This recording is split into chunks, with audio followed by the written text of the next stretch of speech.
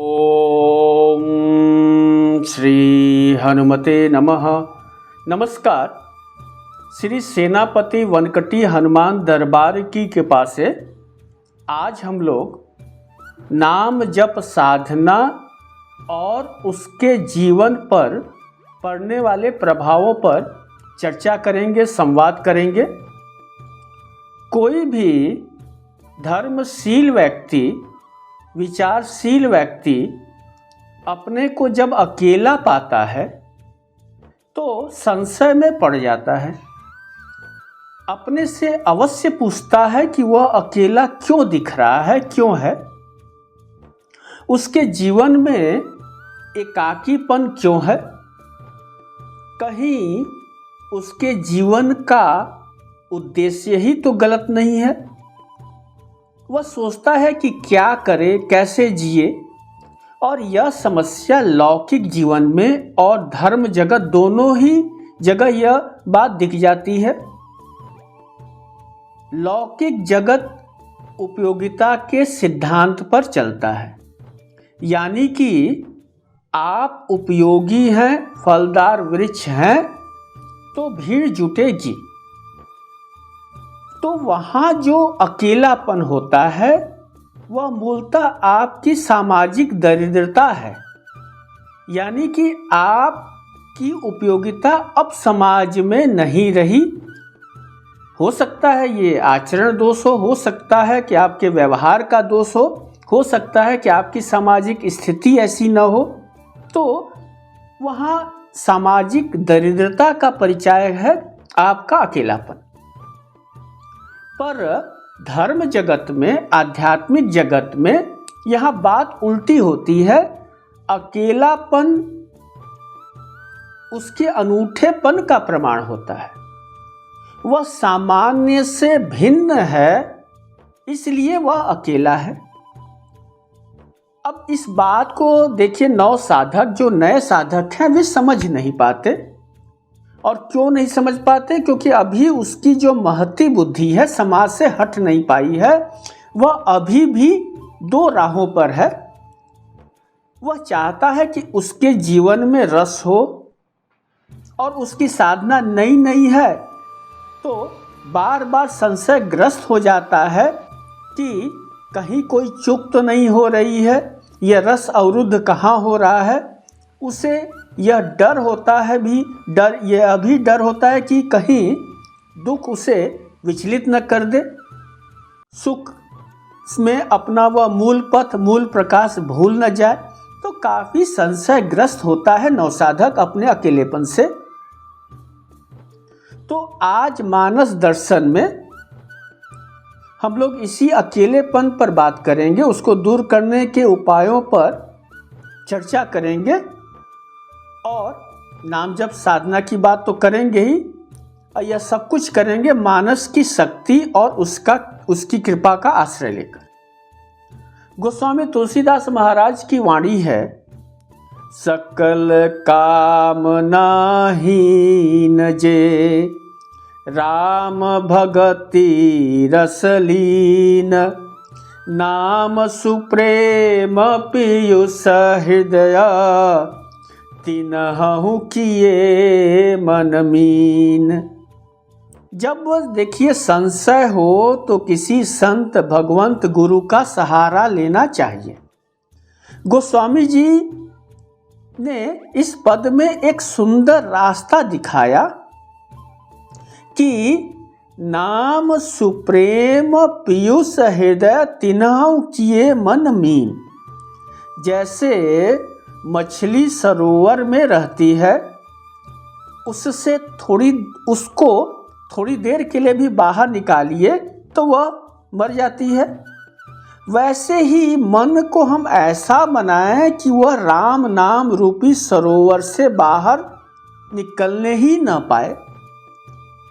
सरोवर में जब डुबकी लगाते हैं, जब डुबकी लगाने जाते हैं तो बहुत कपड़े पहनकर नहीं जाते, कोई बोझा टांग कर नहीं जाते। शरीर को जितना हल्का हो सकता है उतना कर लेते हैं। बस उन्हीं वस्त्रों को धारण करते हैं जिससे कि मर्यादा बनी रहे, लोक व्यवहार का उल्लंघन न हो। इसी तरह राम नाम सरोवर में डुबकी लगाने में पूर्ण आनंद के लिए यह आवश्यक है कि आपका मन हल्का रहे, भार रहित रहे। और यह कैसे होगा? तो बाबा जी कहते हैं कि सकल कामना हीन जे राम भगति रसलीन। राम नाम सरोवर में जाने से पहले अपनी सभी कामनाएं, चाहे वह भोग की हो या मुक्ति की हो, सकल कामना छोड़कर जाइए। तो क्या होगा? राम भगति रस लीन, तब जाके राम रस में लीन हो जाइएगा, जीवन रसपूर्ण हो जाएगा। ईश्वर क्या है? तो हमारे ऋषि कहते हैं कि रसो वैसा वह रस ही है, आनंद घन है। तो जब राम की भक्ति मिल जाएगी तो पूरा संसार ही उसका है, वहाँ सभी जगह आपको रस दिखेगा। तो यहाँ दो की बात हो रही है, दो चीज़ों की बात हो रही है। एक, समस्त इच्छाओं का त्याग, और इच्छाओं का त्याग करते करते बस एक इच्छा रह जाए, वह है राम भगति की इच्छा, राम भगति रस लीन। और दूसरी बात, नाम जप, निरंतर नाम जप चलता रहे, सोते बैठते सांसारिक क्रियाएं करते, अपने कर्तव्यों को पूरा करते हुए नाम जप, कभी बोलकर कभी मौन रहकर नाम जप चलता रहे। यह साधकों का सुरक्षा घेरा है, यह आपके संशय को दूर करता है, यह आपके अकेलेपन को दूर करता है। आप साक्षी हो, नाम साक्षी है आप और ईश्वर के बीच के संबंधों का। तो एक बात समझ लें कि नाम साक्षी हुआ और नाम और नामी अभेद है। क्यों? क्योंकि जिसका नाम ले रहे हैं वही तो नामी है।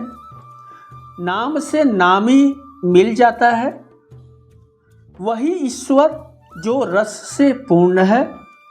और जब हम रस में डूब जाते हैं, जब हम ईश्वर के प्रेम में पड़ जाते हैं, तो उसमें नामी से पल भर का विछड़न स्वीकार नहीं होता, यानी नाम जब साधना आपकी प्रबल हो जाती है। कृष्ण भक्तों का इस प्रसंग में एक बढ़िया सा पद मिलता है, लौकिक पद है।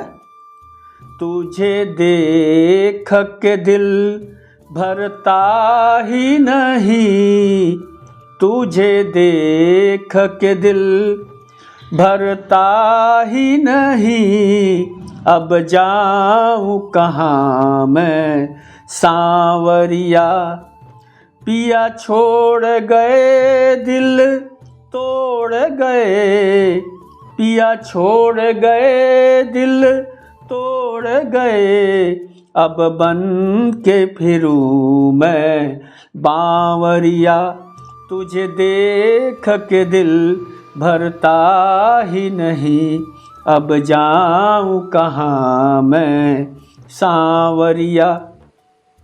इस संसार में दो ही तो संबंध हैं, दो ही संबंध बनाए जा सकते हैं। एक इस संसार से, उसके माया से, उसके माया जाल से, जिससे हम सब परिचित हैं, जहाँ घात है, प्रतिघात है, विश्वासघात है, क्राम क्रोध लोभ मद मत्सर सब कुछ है, जहाँ सब सबको छोड़ने वाला है, बस समय की बात है। कोई किसी को पकड़ कर रखने वाला नहीं है। कोई आज तक नहीं मिला कि संसार से जुड़कर तृप्त हो गया हो, अब कछुनाथ न चाहिए मोरा, अब कह दे कि मुझे अब कुछ नहीं चाहिए। तो संबंध तो दो ही हो सकते हैं, एक इस संसार का, एक दूसरा संबंध है, वह है इस संसार को बनाने वाले से, संसार के मालिक से, उसके नियंता से। अब संसार से जुड़कर तो देख लिया भाई कि अकेले और अकेले होते गए, पर संसार के मालिक से जुड़कर आज तक कोई अतृप्त नहीं हुआ है। बड़ी कथाएं हैं कि संसार से भागकर अमुक उद्योगपति, अमुक धनी व्यक्ति, अमुक सफल व्यक्ति, अमुक गणमान्य व्यक्ति संसार से भागकर धर्म की शरण में चले गए। हजारों जाते हैं, अध्यात्म की जगत की ऊंचाइयों पर हजारों चढ़ने का प्रयास करते हैं, एक आध अपवाद छोड़ दीजिए।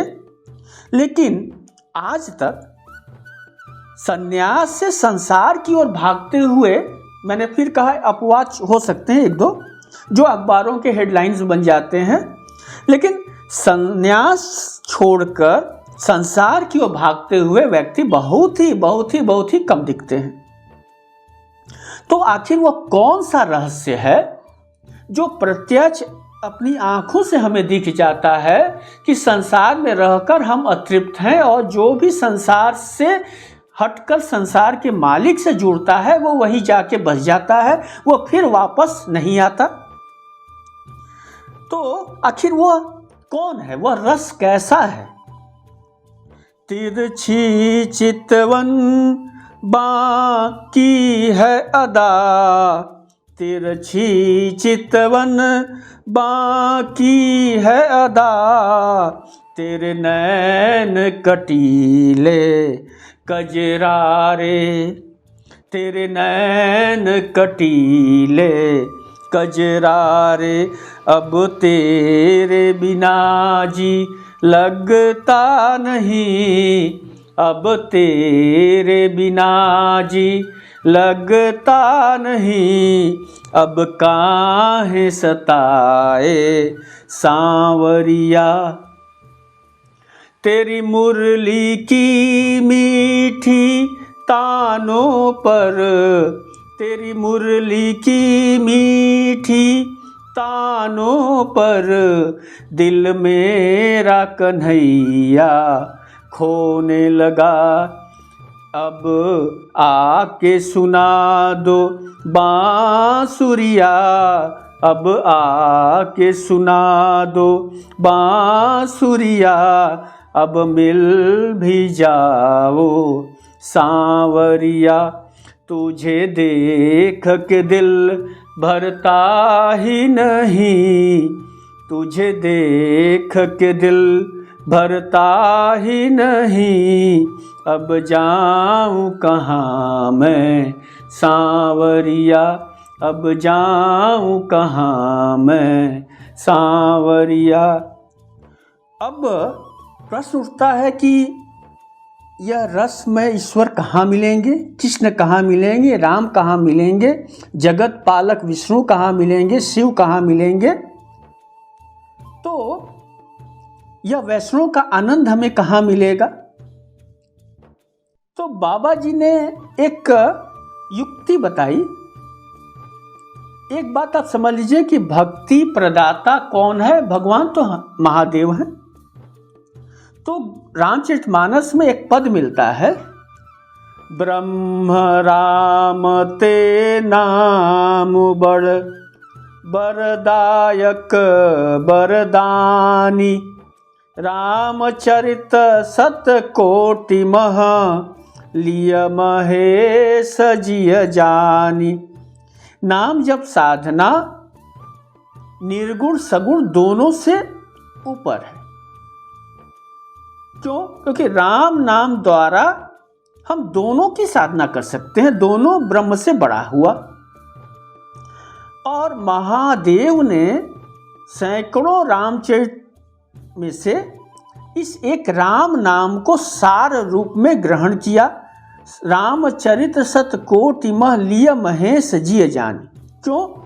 क्योंकि यह वरदान देने वालों को भी वर देने वाला है।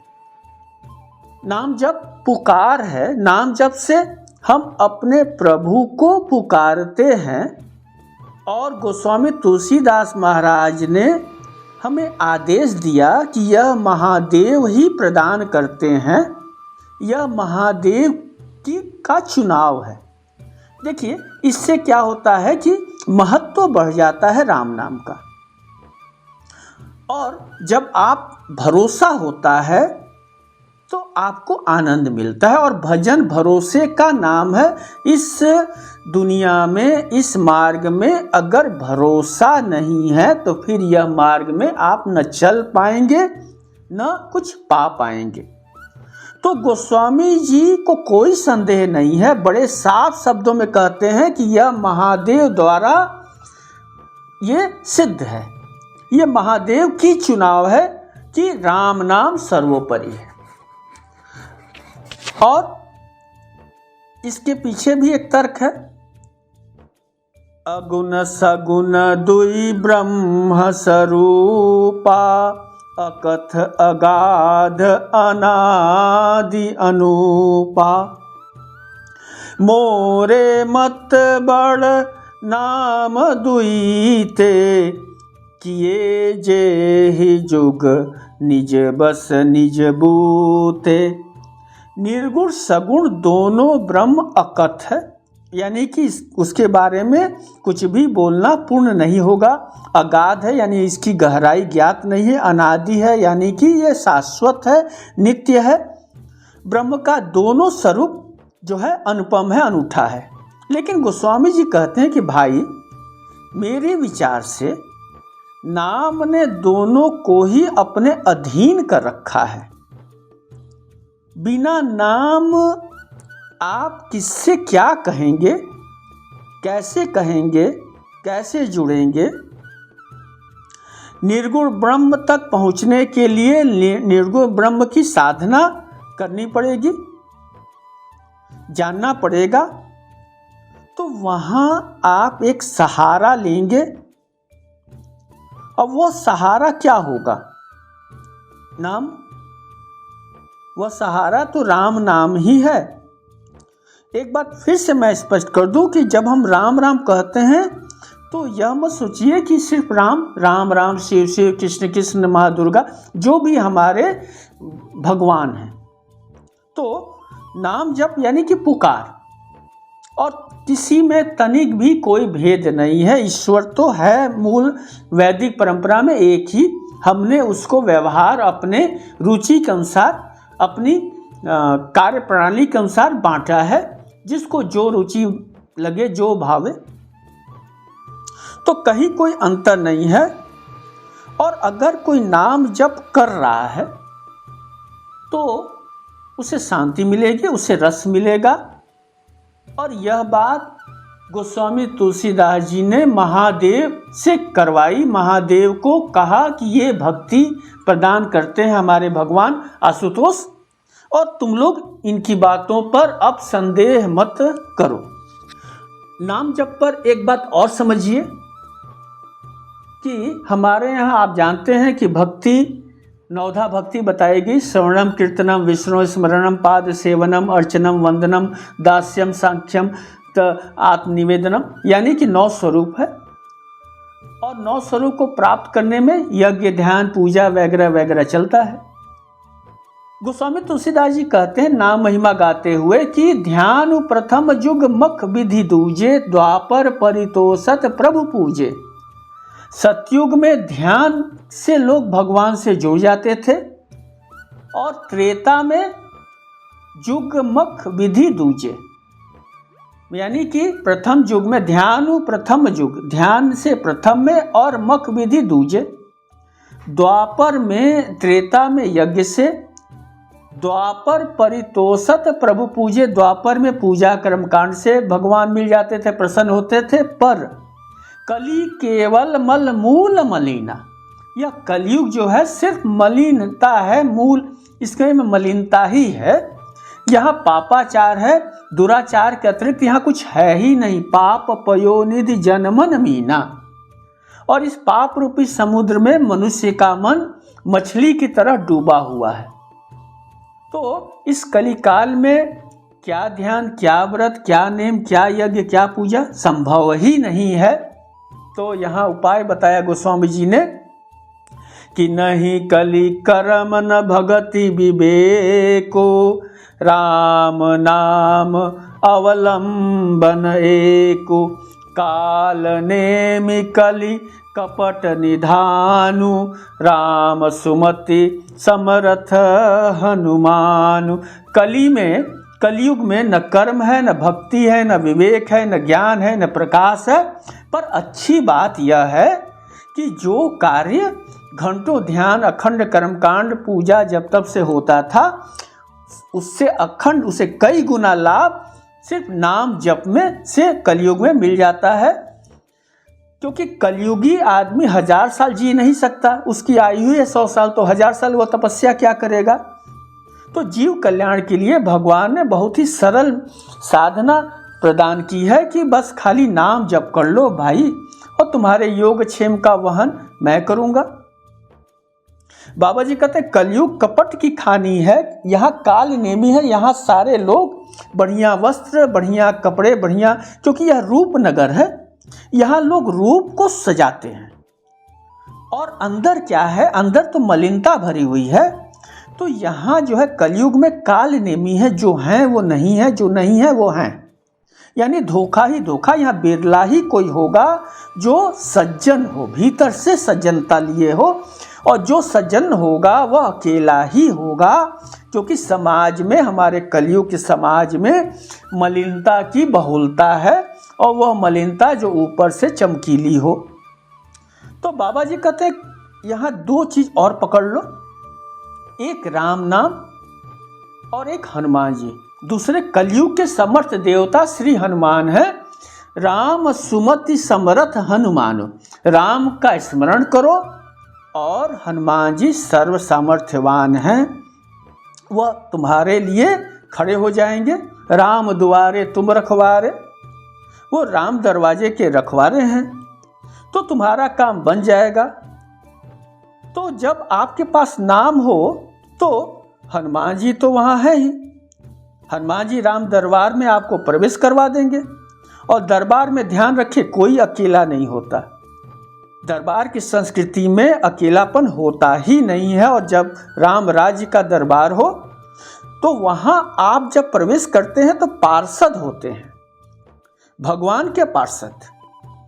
और यह संसार जो है वह उस राजा की प्रजा है, यानी कि अब जो है आप प्रजा से पार्षद बन गए, और इसलिए आप अकेले हैं, अनूठे हैं।